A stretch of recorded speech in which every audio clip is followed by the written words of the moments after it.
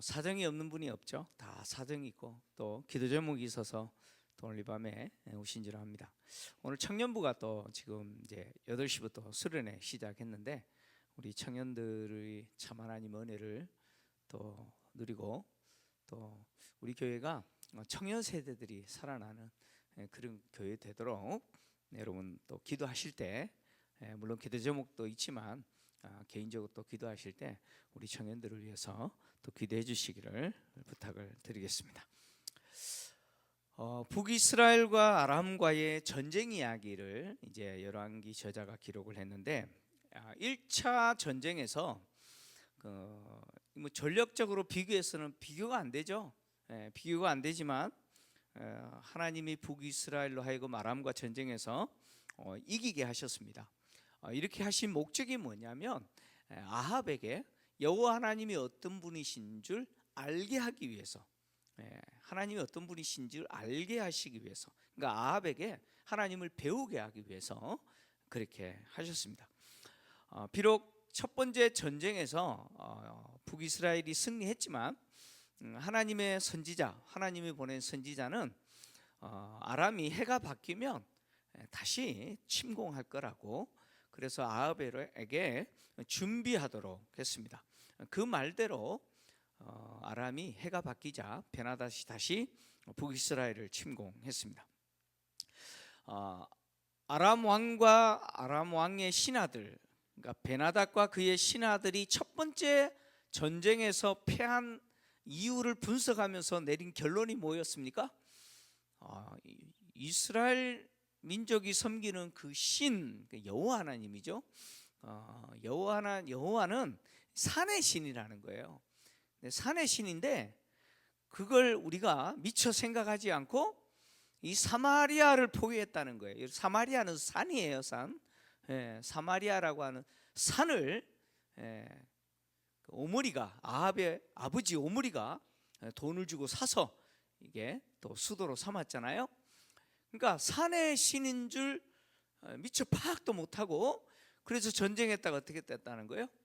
졌다는 거예요. 그래서 이길 수가 없었다는 거예요. 그래서 우리가 다시 또 잃어버렸던 병사와 뭐 말과 병거들을 회복하고, 또 이제는 왕이 아니라 다시 총독을 세워서 다시 전쟁하되, 산이 아니라 이제는요 평지에서 전쟁하면 반드시 우리가 이길 거다, 이렇게 분석했잖아요.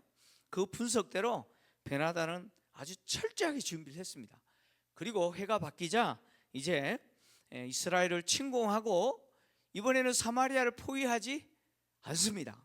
왜요? 왜 사마리아를 포위하지 않아요? 이스라엘이 섬기는 신은 산의 신이기 때문에. 그래서 산에서 전쟁하면 또 진다는 거예요. 그래서 이제 평지에서 전쟁해야 되기 때문에 어디에 진을 치느냐? 아벡에 진을 칩니다. 아벡이라고 하는 곳이 정확하게 어딘지는 학자들 간에 논란은 있는데, 통상적으로 대체적으로 생각하는 것은 이 골란 지역 어떤 평원일 거라고 생각을 합니다. 이 골란 지역은 굉장히 비옥한 그 평지죠, 평야입니다. 또 이곳은요 더하여서 지금 해가 바뀌었기 때문에 봄 또 초여름 정도 된 시기라고 볼 수 있습니다. 그러니까 그 평지에 뭐가 많아요? 풀이 굉장히 많겠죠. 그러니까 이런 말들이나 이런 또 그러니까 병거를 끄는 말들이 먹을 수 있는 양식들이 풍부하죠. 그리고 또 더해서 지금 이 시기는 또 추수할 수 있는 또 시기잖아요. 그래서 또 아람 군대 입장에서는 뭐예요? 군량미를 충당하기가 굉장히 좋은 것이죠. 그래서 시기와 또 장소적인 부분에 있어서 이 아벡에 진을 치는 것은 아람 군대의 입장에서는 굉장히 좋은 전략이죠.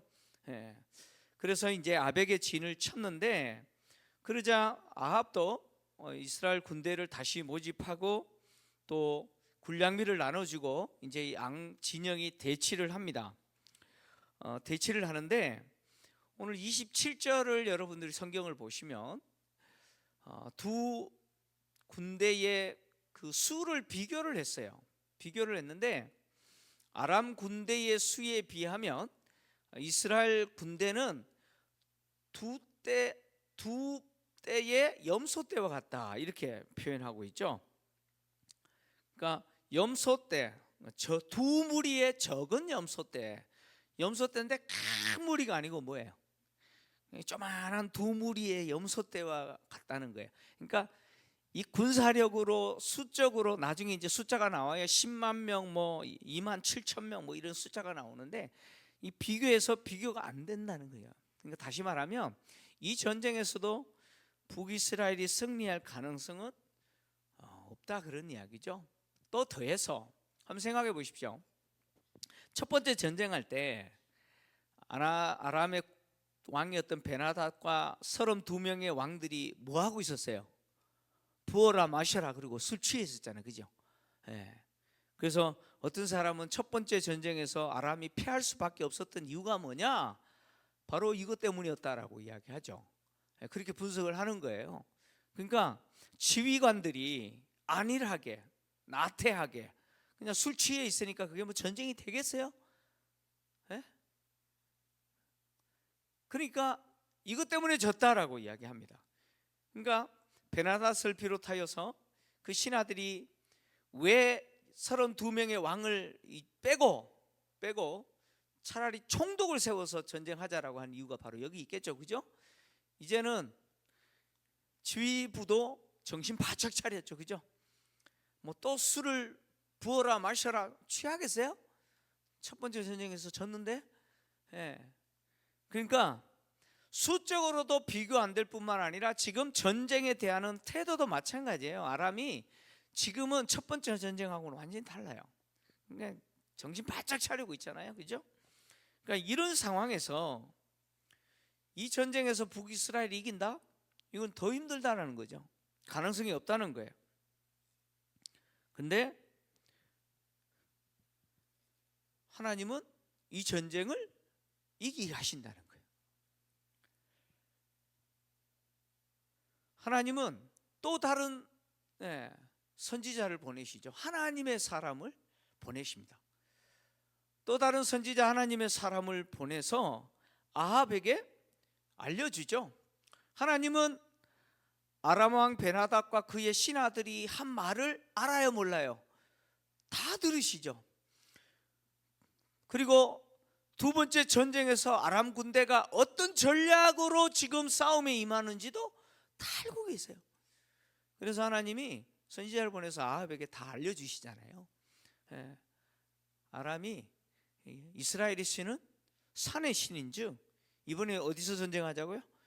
평지에서 전쟁하자, 이렇게 했다는 거예요.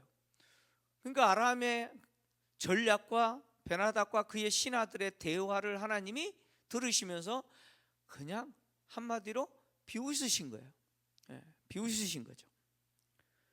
그래서 하나님이 아합에게 이 큰 무리를 내가 너의 손에 넘기겠다라고 다시 말씀하셨습니다.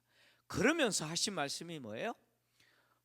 너희가 내가 여호와인 줄 알리라 라고 하셨어요. 다시 한번 이 전쟁에서 승리하게 하는 이유가 뭐냐? 누구를 알리신다는 거예요? 여호와 하나님이 누구신지 알려주신다는 거예요. 그래서 아람은 여호와는 산의 신이기 때문에 평지에서 싸우면 이긴다라고 그렇게 전략을 세웠지만 하나님 앞에 그들의 전략이라고 하는 것은 참 어이없는 것이죠. 그리고 양 진영이 대치한 지 7일째 드디어 이제 전쟁이 시작됐습니다. 근데 놀라운 일이 일어났어요. 그날 하루에 이스라엘 군대가 아람 보병 몇만을요? 10만 명을 죽였대요. 10만 명. 적은 두 무리의 염소떼 같은 그 이스라엘 군대가 아람 보병 10만 명을 죽였어요. 그러자 아람 군대가 어디로 도망가요? 아벡으로 도망갑니다. 성읍으로 들어가요. 그런데 또 이상한 일이 일어났어요. 아벡의 성벽이 또 무너져요.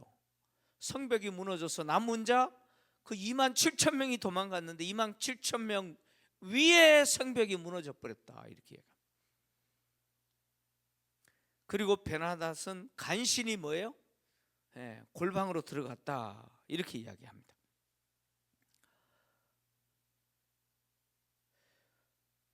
이 전쟁에서 하나님은 아합에게 선지자를 통해서 말씀하신 대로 어떻게 해요? 그대로 일어나게 하셨습니다. 자, 7일째 전쟁이 발발했을 때 북이스라엘 군대가 그날 하루만 보병 10만 명을 죽였어요. 그리고 도망친 2만 7천 명도 아합의 성읍으로 들어갔는데 성벽이 그 위에 무너져서 다 죽어버렸어요. 진멸하게 했죠.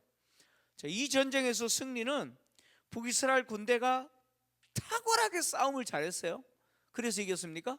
아닙니다. 그게 아니라고 하는 사실을 뭘 통해서 보여주냐면 아벡의 성벽이 그냥 무너져서 그 나머지 2만 7천도 어떻게 했다는 거예요? 그냥 덮어버렸다 이렇게 이야기합니다. 그러니까 이 전쟁 자체는 처음부터 인간이 싸움을 잘했고 뭐 북이스라엘이 전략이 탁월했고 이게 아니었다는 거예요. 그냥 하나님이 이기게 하셨다는 거예요. 이게 답이에요. 어떻게 이기게 하셨는지를 성경 기록하지 않아요. 그런데 이겼대요. 하나님이 그렇게 이기게 하셨다는 거예요. 자, 왜 이렇게 하나님이 이기도록 하셨어요? 하나님은 결정하신 거예요. 뭘 결정하셨어요? 아람을 진멸하기로 결정하셨어요. 아람 군대를 진멸하기로 결정하셨어요. 그러니까 이 전쟁을 하나님은 하렘, 다르게 하면 헤렘이라고 하는 헤렘 전쟁으로 결정하셨다. 완전히 진멸해버리는 전쟁으로 결정하신 거예요.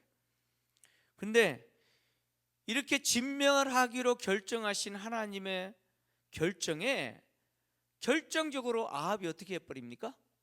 베나닷을 살려줍니다. 베나닷을 살려주는 잘못을 저질러요. 자, 아합의 골방에 숨어있는 베나닷에게 그 신하들이 또 조언을 하죠. 조언을 합니다. 첫 번째 전쟁에서 패한 원인을 분석하면서 조언했던 내용은 뭡니까? 다시 전력 정비하고 산이 아니라 이제는요 어디에? 평지에서 싸움이 이긴다라고 조언했던 이 신하들이 두 번째 전쟁에서 패하자 두 번째 조언을 하는데 두 번째 전략은 뭡니까? 항복하라는 거예요. 두 번째 전략은 항복하는 거예요. 베나닷에게 항복하라는 거예요. 듣기에 이스라엘 왕은 인자한 왕이라는 거예요. 그래서 베옷을 믿고 머리에 띠를 띠고 가서 사정하고 빌면 비굴하게 빌면 살려줄 거라는 거예요. 그랬더니 베나닷이 그렇게 하라 그래서 신하들이 갔죠. 그랬더니 아합이 어떻게 합니까? 베나닷을 형제라고 칭하고 아직 살아있느냐 그러면서 뭐예요? 데려오라 그래요. 그리고 데려왔더니 뭘 합니까? 이거 덜렁 조약을 맺네요. 조약을 맺어요. 이 조약의 조건이 뭡니까? 베나닷이 그의 아버지가 아합의 아버지 오므리로부터 빼앗은 땅 다 돌려주겠다는 거예요. 그리고 또 더해서 베나닷의 아버지가 사마리아에 자기 이름으로 길을 만든 거예요. 그런 거 많잖아요, 그죠? 지금도 뭐 이렇게 어디 가면 무슨 길 이렇게 하는 것처럼 사마리아에 길을 만든 것처럼 다메섹에 아합의 길을 만들라는 거예요. 네, 길을 만들겠다는 거예요. 네. 승리의 어떤 뭐예요? 상징이겠죠, 그죠? 전쟁에서 이겼다라고 하는 어떤 상징적인 어떤 역할을 하겠죠. 이것이 조약의 조건이었어요. 근데 아합이 이 조약의 조건을 근거로 해서 누구를 살려줘요? 베나닷을 살려줍니다. 살려줘요. 그러자 하나님이 또 다른 선지자를 보내요. 또 다른 선지자를 보내는데 하나님의 보냄을 받은 선지자가 또 다른 친구 선지자에게 자기를 때리라는 거예요. 치라는 거예요. 이게 상하도록 치라는 거예요. 막 입술이 터지고 눈에 멍이 들고 막 이렇게 그렇게 치라는 거예요.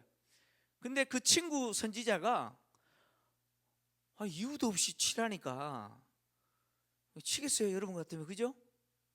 하시겠어요? 거절했어요. 나 못하겠다고. 그랬더니 이 선지자가 하는 말이, 네가 하나님의 말씀을 거역했으니 네가 나를 떠나면 뭘 만나요?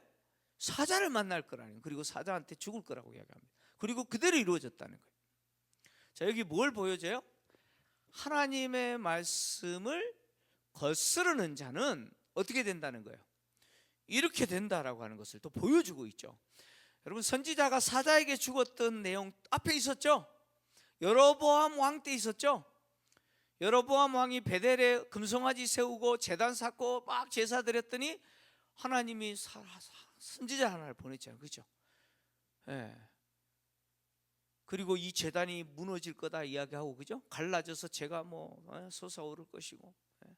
그리고 그 선지자 잡아라 했던, 예, 여로보암의 손이 말라버리고, 그죠? 근데 하나님이 그 선지자에게 했던 말씀이 베델로 다시 돌아가지 말라라고 했던 거예요. 근데 베델에 있는 늙은 한 선지자가 어떻게 해요? 여호와의 말씀이, 그러면서 또, 예, 어젯밤에 하나님이 나에게 당신을 초대해서 음식을 대접하라고 그랬다는 거예요. 그래가지고 그 선지자가 다시 베델로 돌아갔더니 음식을 먹는 중에, 아이고, 자기를 초대했던 그 늙은 선지자가 갑자기 하나님의 영이 임하여서, 네가 하나님의 말씀을 어겼으니 네가 가다가 사자를 만나서 죽을 것이다, 또 이렇게 얘기했어요. 그래서 사자 만나서 어떻게 했어요? 죽었어요. 그죠? 하나님의 말씀을 거스르는 자가 어떻게 되는지 그대로 보여줍니다. 이거는 하나님의 말씀은 정확하게 이루어진다는 걸 보여주는 거예요. 이 선지자가 사자를 만나서 죽은 것은 하나님의 말씀은 그대로 이루어진다는 거예요. 그러면 자, 이 나를 쳐라라고 했던 선지자가 앞으로 가서 할 말은 하나님 주신 말씀이겠죠. 아합에게 전해라고 한 말씀이니까 이거 이루어지겠어요, 안 이루어지겠어요? 반드시 이루어진다는 거예요. 근데 이 선지자가 가다가 사자가를 만나서 죽었다는 이야기는 다 순식간에 알려졌겠죠. 그죠? 그래서 이 선지자가 또 다른 친구 선지자에게 나를 치라 그랬더니 그 선지자는 어떻게 해요? 이거 거스렸다가는 또 사자 봐야 되잖아요. 이거는 하나님의 뜻이기 때문에 이유가 없어요. 그래서 쳤어요. 얼마만큼요? 상할 만큼 쳤어요. 그리고는 이 선지자가 수건을 얼굴 가리고 변장하죠. 그리고 길에서 아합이 지나가도록 기다리다가 아합이 지나갈 때 고래고래 고함을 지어요. 왕이시여! 그러면서 고래고래 그 왕을 부릅니다. 이게 무슨 행동이냐면 재판해달라는 거예요. 재판해달라는 거예요. 그러면서 나단 선지자가 밧세바와 불륜을 저지른 다윗에게 그 죄를 지적하듯이 이 선지자가 아합에게 죄를 지적하는데 비유를 통해서 지적합니다. 내가 전장에 나갔는데 한 사람이 포로 한 명을 끌고 오는데 그걸 나에게 맡겼다는 거예요. 맡기면서 이 포로 잘 지켜라는 거예요. 만약에 이 포로 너 도망치게 되면 이 포로의 생명 대신 네가 죽는다. 네가 죽구나. 네 생명을 대신하거나 아니면 얼마를 내야 된다고요? 은 한 달란트를 내야 된다라고 했어요. 은 한 달란트는 얼마냐면 3,000세겔이에요. 3,000세겔이면 어느 정도의 가치냐면 이 돈으로 노예를 100명 살 수 있는 금액입니다. 노예를 몇 명 산다고요? 100명이나 살 수 있는 어마어마한 금액이에요. 그러니까 이 돈을 내야 된다는 거예요. 그러니까 다시 말하면 이 포로 놓쳐버리면 나 죽는 거예요. 그죠? 그런데 내가 이런저런 일을 하다 보니까 이 포로가 어떻게 해버렸다는 거예요? 도망가 버렸다는 거예요. 그래서 그 사람이 내 생명을 포로의 생명 대신 내야 된다라고 말하는데 이거 좀 너무 억울하다는 거예요. 내가 최선을 다해서 지키려고 했는데 내가 바쁘다 보니까 이런저런 일 하다 보니까 했는데 너무 억울하다는 거예요. 나 좀 살려달라는 거예요. 그 재판해달라는 거예요. 상소한 거죠. 그랬더니 아합이 뭐라고 이야기합니까? 네가 결정한 거니까 그대로 해라 그래요. 그랬더니 이 선지자가 변장을 풀죠. 수건을 딱 가렸던 수건을 벗으니까 아합이 선지자인 줄 알아봐요. 뭔가 특징이 있었겠죠. 그죠? 그때 이 선지자가 하는 말이 이 비유에 대한 뭐예요? 설명입니다. 즉 지금 포로를 맡긴 자는 누구예요? 하나님이세요. 하나님이세요. 하나님이 진멸하기로 한 자 베나닷과 그 아람 군대를 누구 손에 넘겼어요? 너의 손에 넘긴다 그랬어요. 맡겼어요. 그죠? 그러면 어떻게 해야 돼요? 다 진멸했어야 돼요. 그런데도 아합은 어떻게 했어요? 베나닷을 살려줘 버렸어요. 헤렘 전쟁을 선포하고 아람을 아합에게 넘겼는데 아합은 하나님의 말씀대로 하지 않았어요. 헤렘이라고 하는 전쟁은 완전히 진멸하는 거죠. 이스라엘 백성들이 요단강을 건너서 요단강을 건넌 이후에 여리고성을 정복했을 때 하나님이 헤렘을 선언하셨어요. 아무것도 취하지 마라. 그런데 그 전쟁에서 누가 범죄했어요? 아간이죠. 아간이 범죄했어요. 그래서 시날산 아름다운 외투 한 벌, 은 200세겔, 그리고 550세겔 되는 금덩이 하나를 훔쳤잖아요. 그래서 이스라엘 백성들이 아이 성을 정복할 때 패해버렸잖아요. 하나님 그때 여리고 전쟁에서 이 헤렘 전쟁에서 하나님의 말씀을 거스른 자가 있다는 거예요. 그리고 제비뽑기를 통해서 누가 걸렸어요? 아간이 걸렸어요. 그래서 아간이 어떤 죄를 지었는지 실토하게 하잖아요. 그리고 그 증거물을 가져왔을 때 여호수아가 아간에게 했던 말이 있어요. 너는 이스라엘을 괴롭게 하는 자다. 이제 여호와께서 너를 괴롭게 할 것이다. 이렇게 선언했어요.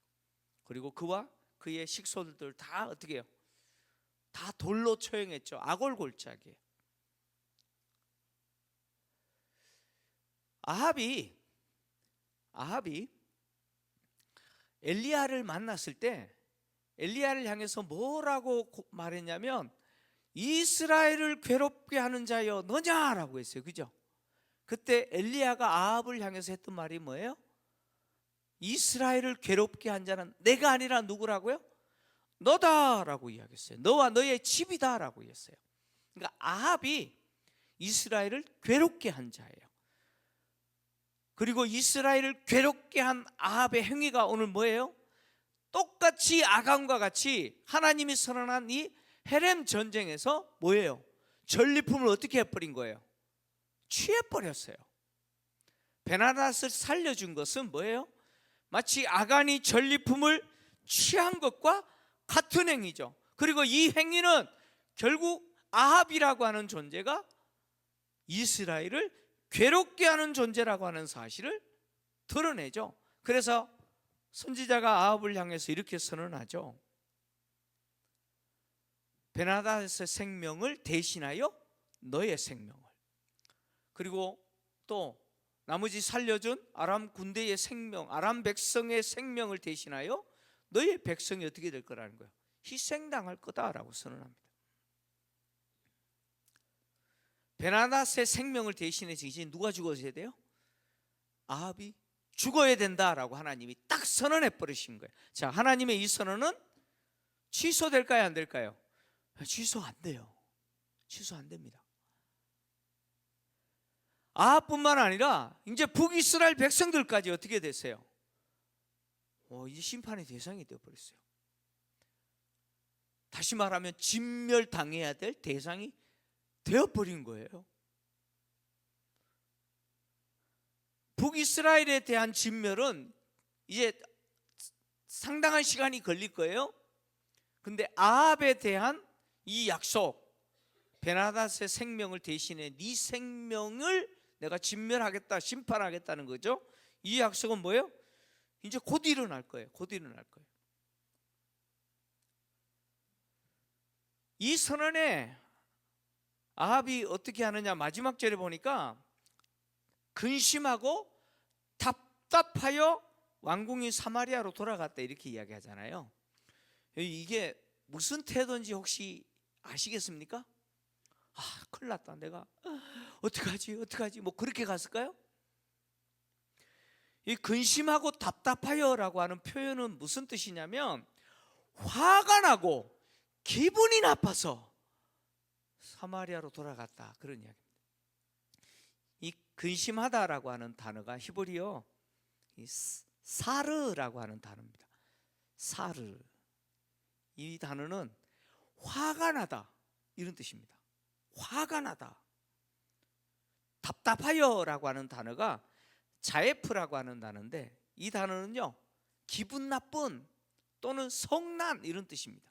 자, 선지자가 베나닷의 생명을 대신하여 너희의 생명, 아람 백성들의 생명을 대신하여 너희의 백성의 생명을 하나님이 진멸하시겠다라고 선언했을 때, 그 선언에 대해서 아합이 지금 어떤 반응을 보이고 있어요? 두려워했어요? 큰일 났구나, 내가 잘못했구나 라고 생각했어요? 아니에요. 겁나게 기분 나쁘네. 짜증나네. 지금 아합이 그렇게 반응하는 거예요. 왜 아합이 이렇게 반응합니까? 이제 나중에 아합이 죽는 과정에서 뭐 미가야 선지자가 또 등장하고 막 그럴 거예요.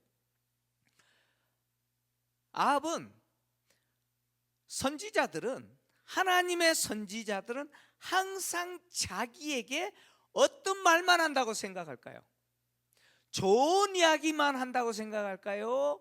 항상 안 좋은 이야기만 한다고 생각할까요?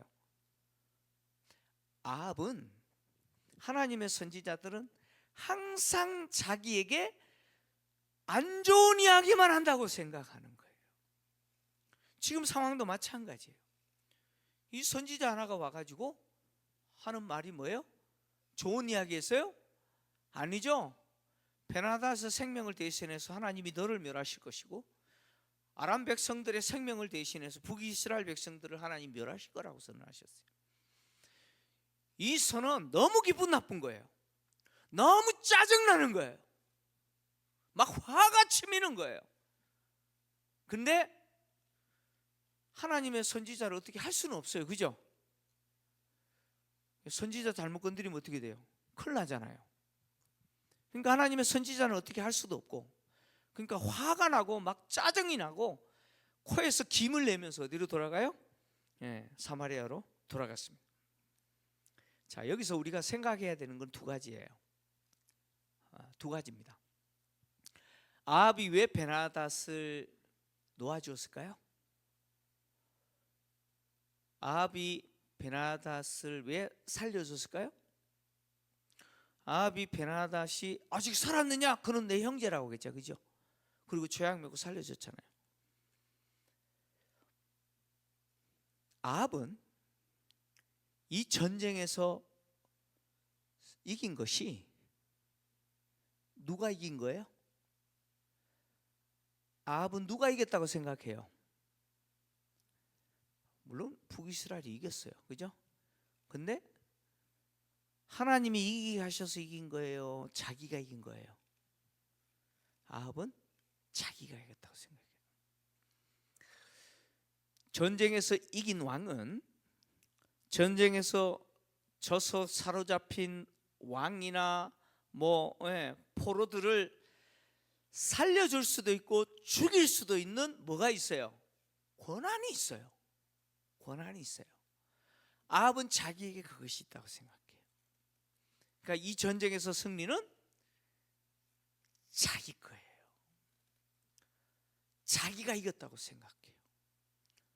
그래서 하나님이 이기게 하셨음에도 불구하고 자기가 이겼다고 생각하고, 하나님이 진멸하라고 말씀하신 그 말씀을 무시하고 하나님이 멸하기로 결정한 자를 어떻게 해요? 자기 권위로, 하나님의 권위를 무시하고 전쟁에서 이겼다고 생각하는 자기의 권위로 살려줬습니다. 이게 아합이었습니다. 자, 그러면 이렇게 물어볼게요. 하나님은 이 두 번의 전쟁을 통해서 전쟁에서 북이스라엘이 이길 가능성이 0.001%도 없는 이 전쟁을 이기게 했어요. 이유가 뭐였습니까? 두 번에 걸쳐서 하나님이 이렇게 말씀하셨어요. 너희가 여호와를 알리라 라고 말씀하셨어요. 하나님이 이 전쟁을 이기게 하시는 목적은 아합을 비롯하여 북이스라엘 백성들을 하여금 누구를 알게 하시기 위함이에요. 하나님을 알게 하시기 위함이에요. 자, 그러면 아합은 하나님을 알았어요, 몰랐어요? 알았어요? 알았으면 이렇게 할 수 없죠. 이 전쟁은 누가 이긴 거예요? 하신 거예요? 하나님이 이기게 하신 거예요. 이 전쟁은 내 전쟁이 아니었어요. 승리는 내 자랑도 아니고 내 권리도 아니고 아무것도 없어요. 나는 하나님이 이기게 하신 거예요. 아합이 하나님을 알았다면, 다시 말하면 그가 하나님을 이 두 번의 전쟁을 통해서 배웠다면 이렇게 할 수 없었을 거예요. 결론은 뭡니까? 이 두 번의 전쟁을 통해서 아합은 내가 여호와를 알리라 라고 말씀하셨던 하나님의 말씀대로 하나님을 배웠어요? 못 배웠어요? 배웠습니까? 하나님을 배우지 못했습니다.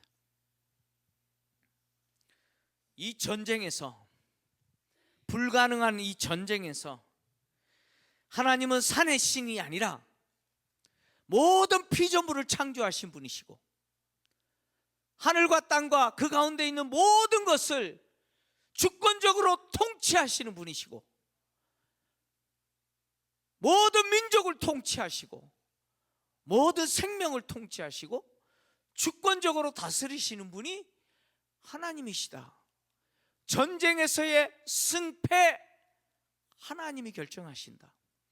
하늘에서 비가 내리고 땅에서 곡식을 그리고 풍년을 주시는 분이 누구시라고요? 하나님이시다. 하나님이 이스라엘을 지키시고 하나님이 전쟁에서 승리하게 하시고 하나님이 결정하시면, 그리고 하나님이 말씀하시면 그 말씀은 반드시 이루어진다 라고 하는 것, 그거 아합은 배웠어야 돼요. 그런데 아합은 배우지 않았어요. 하나님이 아무리 당신을 드러내시고 알게 해도 아예 귀를 틀어막고 눈을 틀어막고 배우지 않으려고 하는 자들은 답이 없어요. 답이 없어요. 지혜로운 사람은 과거와 현재를 통해서 누구를 배우느냐? 하나님을 배워요. 여러분, 하나님을 배우고 계세요? 자신의 모든 삶의 과정을 통해서, 그리고 그 삶이 때로는 어떤 작은 일이든 큰 일이든 그것을 통해서 하나님을 여러분 배우십니까? 하나님은 늘 우리에게 당신을 드러내시기를 원해요. 피조 세계에 일어나는 수많은 일들을 통해서, 어떤 현상들을 통해서, 인류의 역사를 통해서, 그리고 우리가 몸담고 살아가는 나를 둘러싸고 있는 그 많은 환경들을 통해서 하나님은 당신을 드러내세요. 오늘도 하루 하나님은 당신을 우리에게 드러내셨어요. 매사에 하나님을 알려고 하고 끊임없이 하나님을 배우려고 하는 사람은 나에게 일어나는 아주 작은 일조차도 그 일을 통해서 누구를 보느냐면 하나님을 봐요. 진짜 하나님을 봅니다. 그런데 하나님을 알려고 하지 않는 자는 땅이 뒤집어지고 천지가 개벽해도 하나님을 배우지 않아요. 하나님을 보려고 하지 않습니다. 아합은 그런 사람이에요. 답이 없죠? 여러분, 아무리 부모가 이야기해도 말 안 듣는 애들 있잖아요. 그죠? 흔히 엉덩이에 뿔난 인간이라 그러죠. 하나님은 끊임없이 우리에게 당신을 드러내시고 또 그 일이 작은 일이든 큰 일이든 그것을 통해서 하나님을 배우게 하시고 하나님을 알게 하시기를 원합니다. 그리고 그것을 통해서 우리에게 뭘 원하시느냐?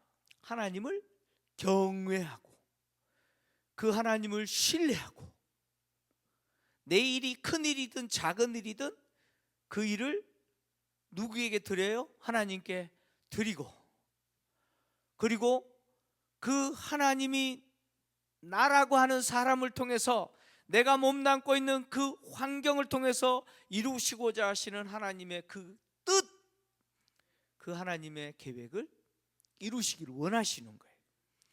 여러분, 누가 하나님의 뜻에 순종할 수 있습니까? 여러분, 선지자라고 순종합니까? 아니잖아요. 그죠? 선지자라고 순종하는 게 아니에요.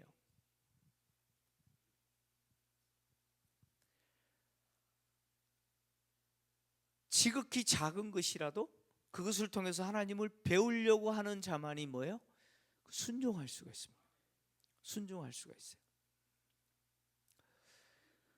나에게 일어나는 그 일이 무엇이든 간에 여러분 항상 어떤 시선으로 보셔야 되냐면 이 일을 통해서 하나님이 나에게 뭘 알게 하시지? 이 일을 통해서 하나님이 나에게 뭘 원하시지? 이 일을 통해서 나에게 찾아오시는 그 하나님은 어떤 분이시지? 이런 관점과 이 마음으로 사십시오. 그러면 정말 작은 일이든 큰 일이든 내 삶의 현장에서 일어나는 그 많은 것들을 통해서 누구를 볼 수 있느냐? 하나님을 볼 수 있고 또 그 일을 통해서 하나님과 동행하는 즐거움을 누릴 수가 있어요. 저는 우리 김포제일교회 성도님들이 이렇게 살아가시기를 주의 이름으로 축원합니다. 전쟁과 같은 그런 큰 일에 승리하지 않는다 할지라도 사소한 일이라도 그 일을 통해서 하나님을 만나고 하나님을 배울 수 있는 지혜 있는 성도님들 되시기를 주의 이름으로 축원합니다.